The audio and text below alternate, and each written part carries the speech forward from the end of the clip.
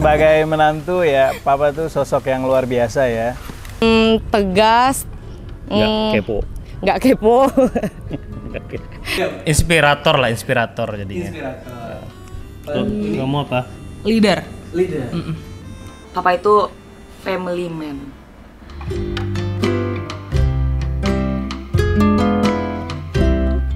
Adalah Papa selalu memberitahu bahwa begini, wanita itu sebagaimanapun kamu, tetapi satu yang harus kamu pastikan adalah tetap kamu mengurus suamimu.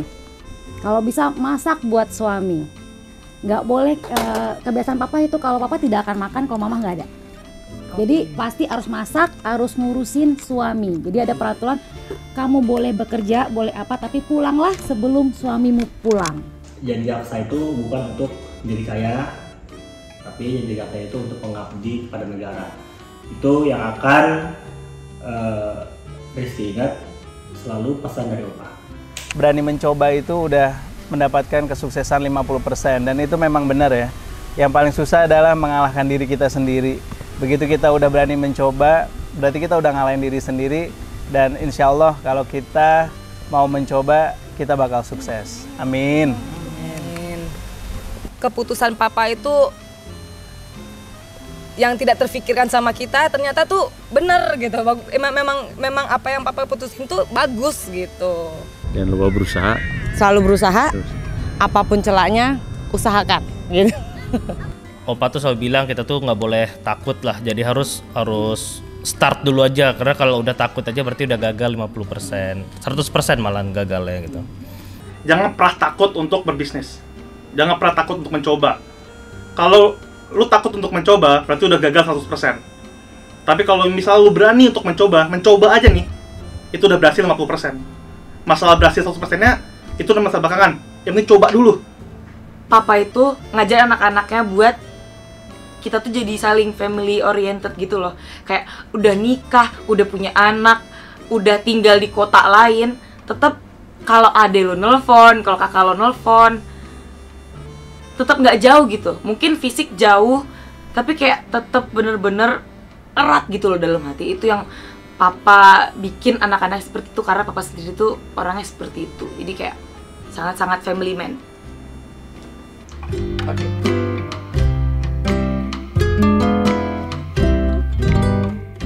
Opa itu suka motor, suka mobil, terus suka olahraga, suka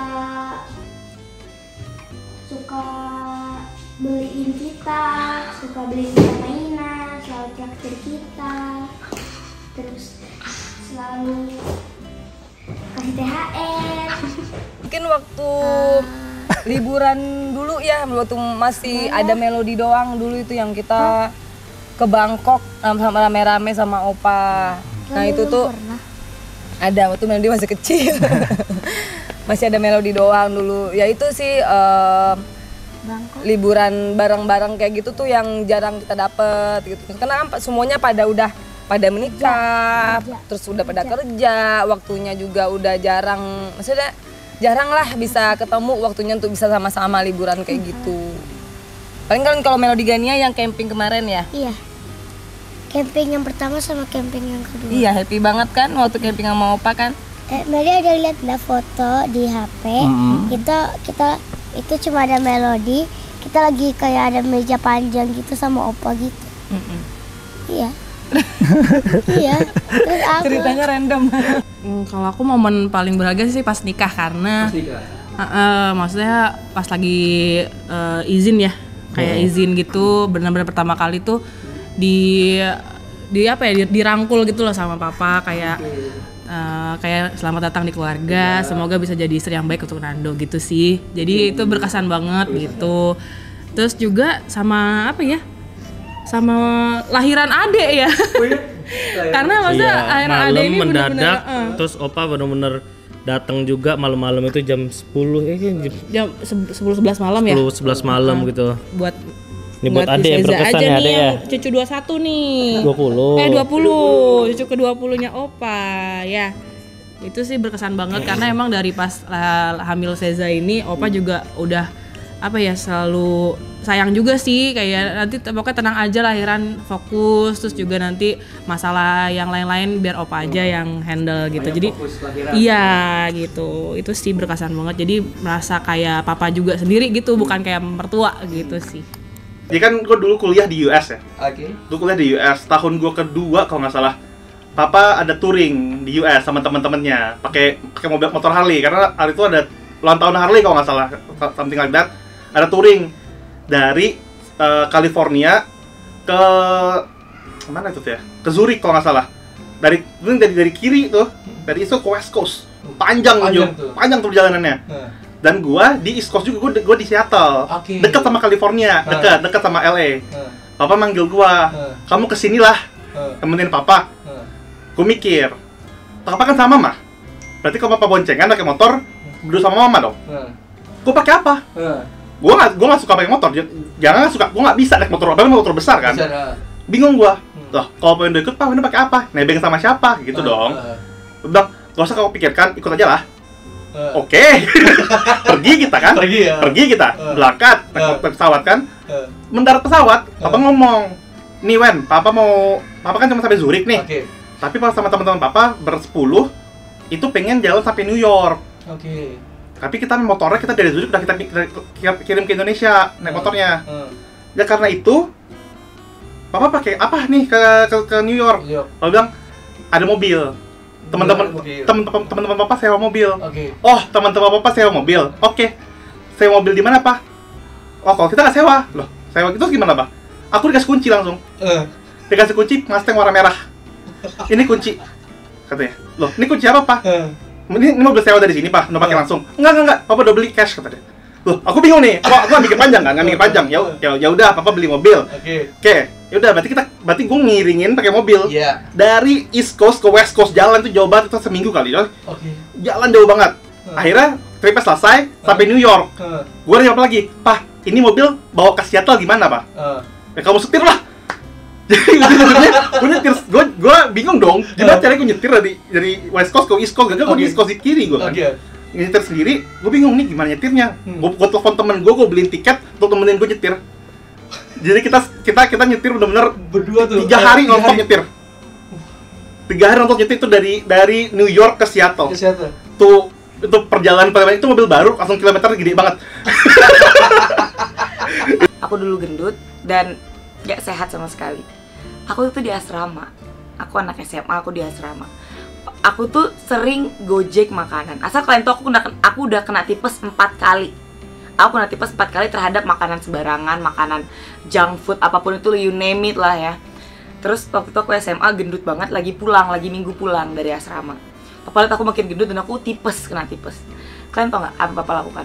Aku bisa sih kena tipes? Berarti makanan asrama kamu gak bersih dong, kata Papa kayak gitu kan. Terus bilang, ya masalahnya tuh makanan asrama jarang gue makan, karena kerjaan gue ngegojek gitu loh kan. Akhirnya jujur, karena takut malah nanti asramanya kena gara-gara Rena gitu. Akhirnya jujur, enggak Pak, Renanya sering gojek. Makan apa emang yang digojekin? Terus bilangnya McD atau ya junk food atau makanan-makanan seperti itu lah kan. Abis itu Papa tahu junk food yang aku makan nyari setiap hari gara-gara kerjaan aku ngojek. Papa nelfon kepala sekolah SMA aku. Halo, saya nggak mau ya anak saya ngegojek-gojek lagi.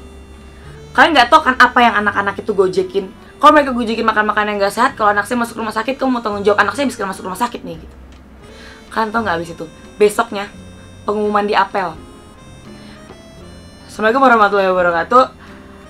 Informasi dari kepala sekolah hari ini adalah mulai hari ini asrama tidak membolehkan lagi gojek masuk ke asrama. Lo tahu ya, satu asrama tuh belum semua orang tahu kalau itu gue. Tapi nggak tahu gimana ceritanya sampai itu pagi apel, siang jam makan brunch gitu kan jam 10 gitu, semua orang udah tahu kalau itu kerjaan bapak gue. Udah kayak gini nih, sinis. Ren, bokap lu nelfon kepala sekolah ya katanya. Masalahnya gue kelas 1 SMA, senior gue udah 2 di atas. Nggak boleh gojek semuanya gara-gara gue. Ini bukan yang kayak gojek nggak boleh masuk tapi tetap bisa pesen ya. Enggak, gojek nggak boleh masuk dan kalau pesen makan lo dibuka. kayak di depan satpam, di depan pagar satpam yang di ujung itu, kan bisa kita depan asrama kan ya, di pagar satpam itu makanan kita dibongkar apa yang lo beli, literally dibongkar, dilihat satu-satu apapun yang lo gojekin. Mungkin ya menurut gue kalau misalnya itu makanan sangat-sangat mencurigakan nggak boleh masuk asrama. Separah itu papa. Tapi berkat itu adalah titik dimulai gue turun 18 kilo.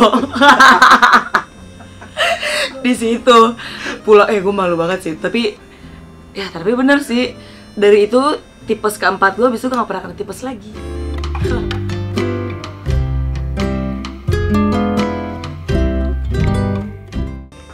Opa, terima kasih ya selalu dukung kami di sini.